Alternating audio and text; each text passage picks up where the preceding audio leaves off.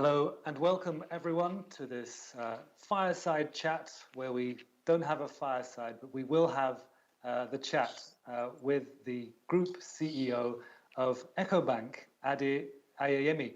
Ade, welcome to this digital format. It's not quite the same thing as being here, but there are other advantages too. We've brought together a very interesting audience from around the world who are very keen to hear your thoughts on the digital transformation of your group.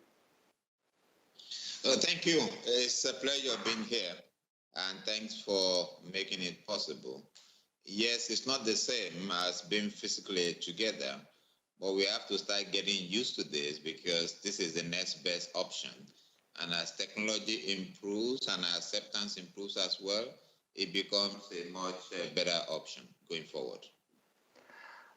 So EcoBank, present in 36 countries across the continent, you'll correct me if I'm wrong, you are a genuinely Pan-African bank. And so I imagine that you run up against some of the problems that genuinely Pan-African conglomerates have, which is, 54 countries on the continent, many of them with very different rules and regulations. The compliance costs, especially for the banking sector, which is a very strict set of regulations around it. How do you manage that dispersal of your sort of efforts across so many jurisdictions, and what does it cost you? Yeah, thank you very much. I think the first place to start is, why are we doing this? We are doing this because it's a firm belief that to be able to make progress in the continent, we need to be able to scale. So the scaling across multiple countries enable us to improve and increase our addressable markets and being able to coordinate across all the countries of Africa. When we look at the countries individually, the market opportunities becomes limited. But when you scale across multiple countries, the market opportunity becomes enormous. So the question then is, how do we ensure that we can do this in a way that reduces our cost to serve, reduces our risk of serving, ensure that we still bring the best of performance and standards into the various countries while minimizing the opportunities for error. To do that, yes, there is significant cost in managing across multiple countries. We are present in 33 countries with banking license. We're in 2 other countries in Africa with rep offices. But we're also present in Paris. We're present in Dubai, in London, and in China. And the cost of that, one, of course, you have capital that you have to put in individual countries. You have legal environment that is different. You have the question of people that are actually different, because you think every African person is an African person, but as you move from West Africa to Central Africa to North Africa to East Africa, you start noticing the nuances. And in fact, there is one of the countries where I went to that said, well, you foreigners, you will have this level of capital, and then the locals will have this level of capital. And I had to tell the governor, Honorable Governor, I like you, but you and I look exactly the same. We are both black, and therefore to call me foreigner in an African country looks like far-fetched. But all of that continues to be there. What we think is important is that the reason for scale continues to be relevant. That is why the African Union was formed. That is why the Organization of African Union was formed before it. And that is why the Continental Free Trade Area was signed. That need for scaling, so that each African country is not addressed individually, is addressed as a group, continues to be there. So to make sure that we are able to execute properly, we default back to technology. We use technology from the point of our own creation. We don't have data centers in each country. We have 2 data centers, and we ensure that all our colleagues are then connected in a private cloud. We want to make sure that we manufacture our products centrally and distribute in individual countries.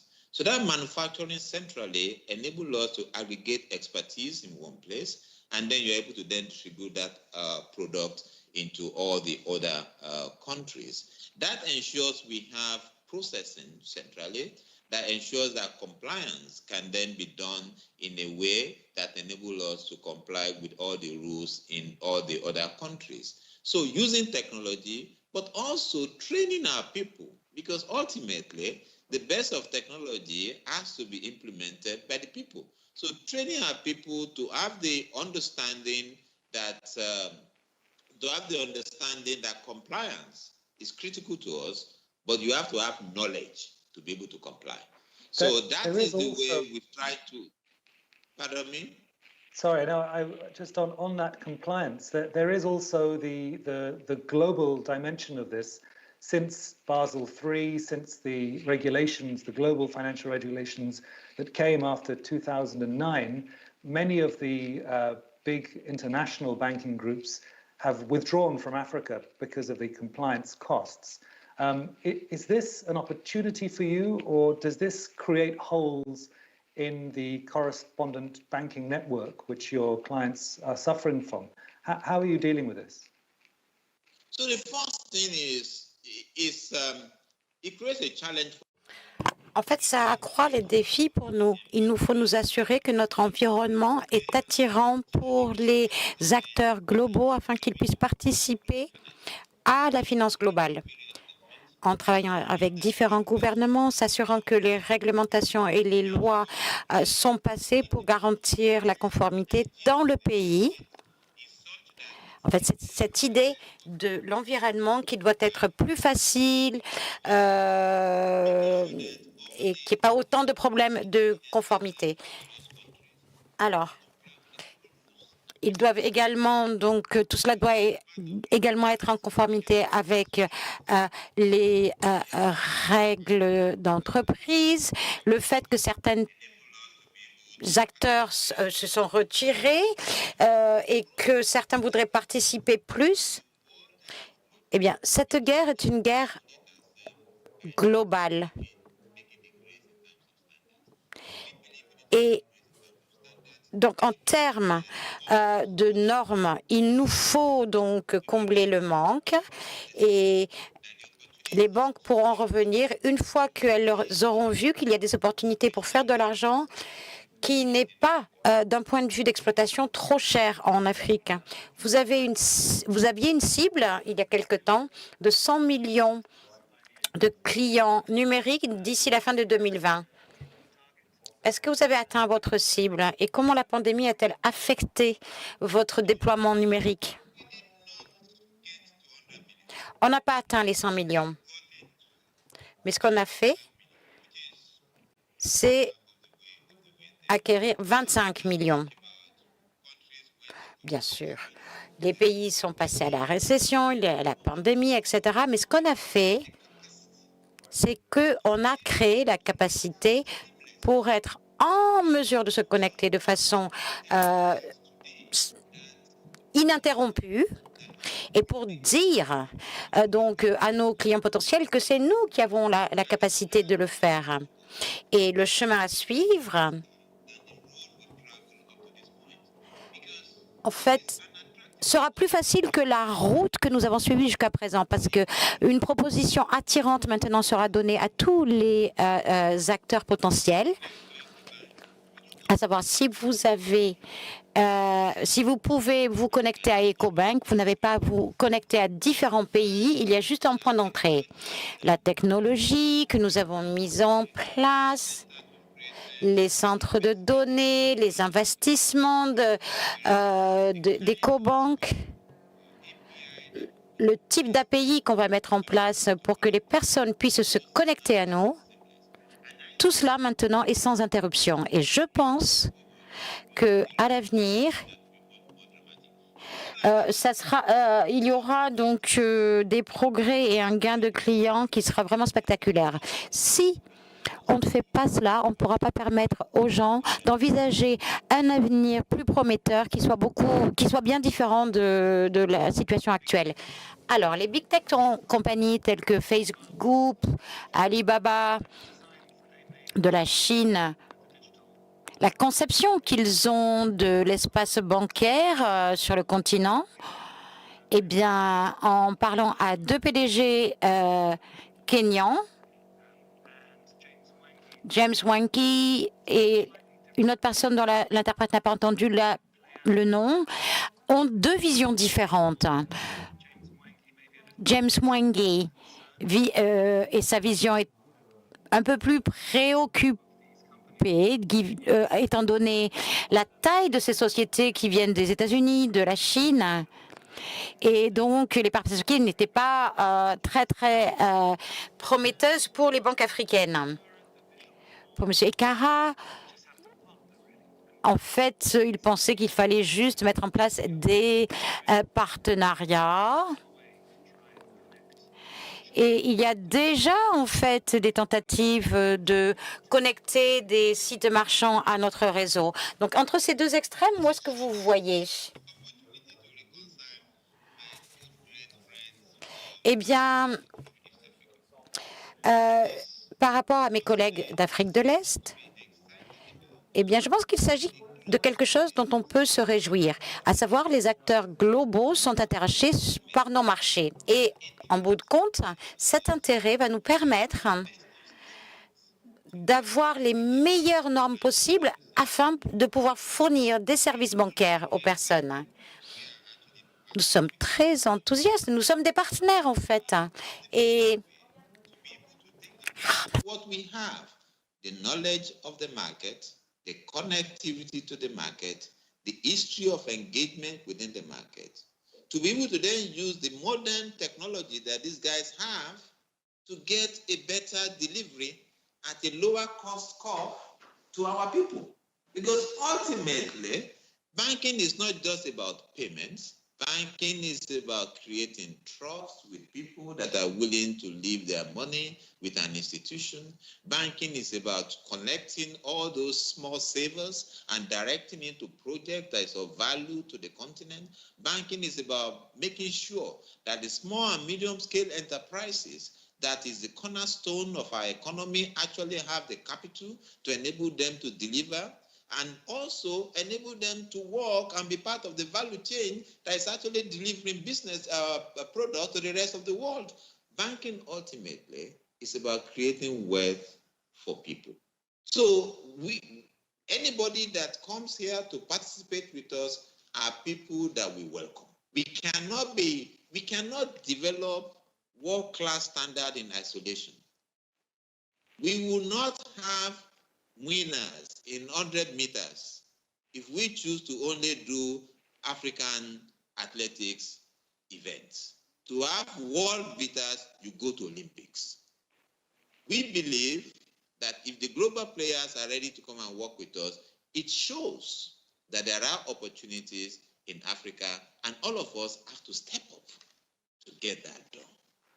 One of the, and to follow your Olympics metaphor, one of the ways that Kenyan banks at least can get into training is their partnerships with big telecoms operators like Safaricom, with the M-Pesa. You know, they've already had their disruption in a way. And the advantage that that gives them is they have a relationship with the client, which is not just a banking relationship. So they're already owning more of that relationship, which I think you'll agree is a key part of the way of competing with the Facebooks and the Alibabas.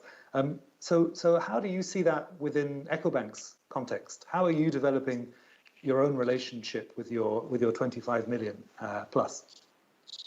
So the way we've done this is we have extensive relationship with all the mobile network operators, because that's important. If you don't have that, then you are excluding opportunities to be able to use them as distribution channel.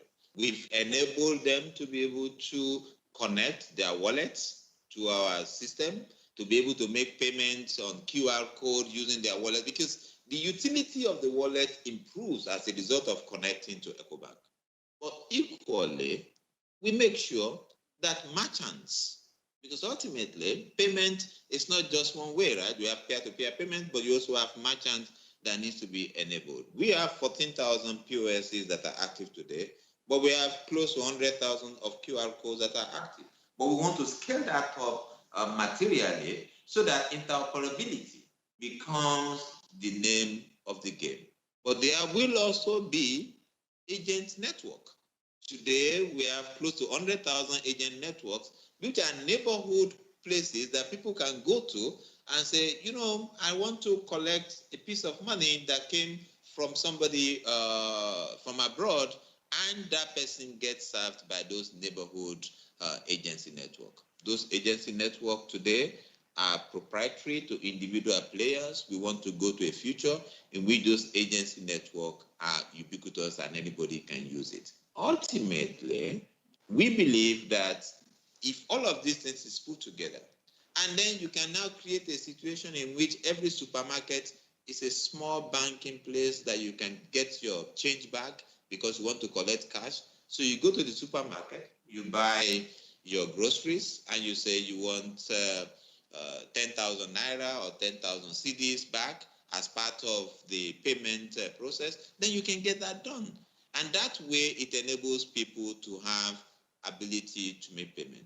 But we also need to continue to ensure that the ability to onboard people to start businesses, ability to grant loans on the basis of using technology to be able to examine what people are doing, ability to look at agricultural output and ask the question that technology enables us without actually physically visiting there to be able to see what is happening and therefore being able to learn to it. Technology enables us to also work with other players, insurance players, logistic players, because ultimately we need all of this working together to be able to create a better future. But I agree that, yes, we need to work harder, but we need to work together. A final question, a regional question, if I may. You've reduced your exposure to Nigeria in the EcoBank franchise and boosted it to Côte d'Ivoire over the last few years. Do you think that strategic turn is paying results? Okay, I won't use the word reduce. I will use the word repositioned in a way, because we were a bit overweight. Remember, we are not an Ivory Coast bank. We are not a Togolese bank. We are not a Nigerian bank. We are not a Ghanaian bank. We are a Pan-African bank. And therefore, there will always be the need to reposition where we are. And I think that the work we've done, that my colleagues have done in the Francophone West Africa has been formidable in the last few years. But also the work that people continue to do in Nigeria to make sure we stay relevant is equally important, as well as the work that is done in Ghana, as well as what that is done in East Africa. So we have to continue to look at repositioning ourselves. Where do we see opportunity? Where do we see risk? How do we balance that? How do we make sure that on a going forward basis, this organization continues to stand Pan-Africa? Remember, 22% of our business is still done in Nigeria, and that is big if you think about it, given the size of that market within the context of overall African economy. Fantastic. Thank you very much for your time, Mr. Ayeyemi, and I'm sure a lot of people have enjoyed hearing your thoughts on digital transformation. Thanks again. Thank you so much.